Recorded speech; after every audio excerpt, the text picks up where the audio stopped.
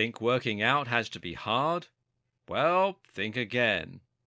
HIIT workouts appear to do the impossible by helping you burn more calories than a 40-minute run in a quarter of the time. Better yet, they also build muscle, improve athletic performance, and give you more energy. They've been transforming the lives of people all around the world, and if you want to achieve one of those cover model physiques, then this is probably just what you're looking for. Ready to get started with the most highly effective and efficient workouts on the planet? Then let's get started. Along the way, we'll discover that there's a lot more to HIIT than just the basic alternating speeds. We'll learn some advanced techniques like cardio acceleration, fartlek training, speed drills, concurrent training, metacon, Tabata, finishers, and more. Let's HIIT it.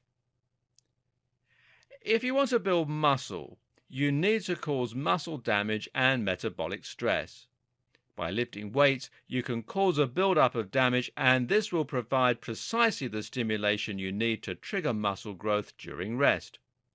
To lose fat, improve your fitness, and get better health, though, you need to use cardiovascular training. Cardiovascular training is any type of training that involves exerting yourself for an extended period of time.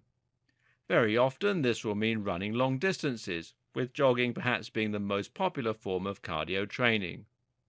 Not far behind, though, are swimming, cycling, skipping, rowing, and others. Traditionally, this kind of cardiovascular training has been steady state. That means you put on your running shoes, you step out the door, and you run for about 40 to 60 minutes. It's steady state because you're maintaining a steady level of exertion throughout the course of the exercise. In this case, you're jogging at a set pace and then maintaining that pace. For a long time, this was thought to be the very best way to burn the maximum number of calories and to improve fitness. There was a good theory behind why this should be the case.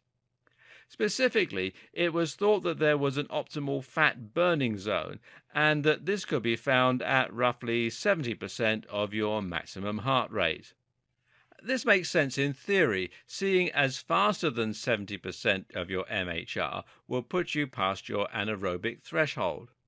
In other words, you will be running so fast that you wouldn't be able to rely on your aerobic energy system for fuel.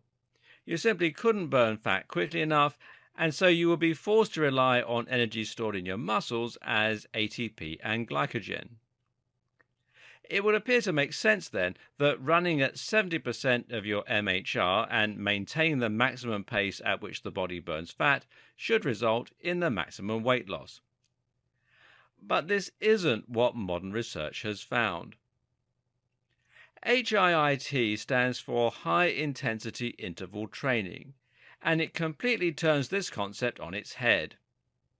In HIIT, you actually alternate between bursts of intense exertion, such as sprinting, and periods of relatively low-intensity exercise, like jogging or power walking.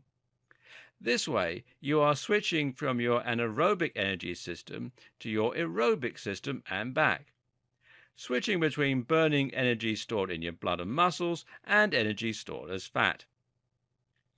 But what makes this so effective is what happens after the anaerobic training.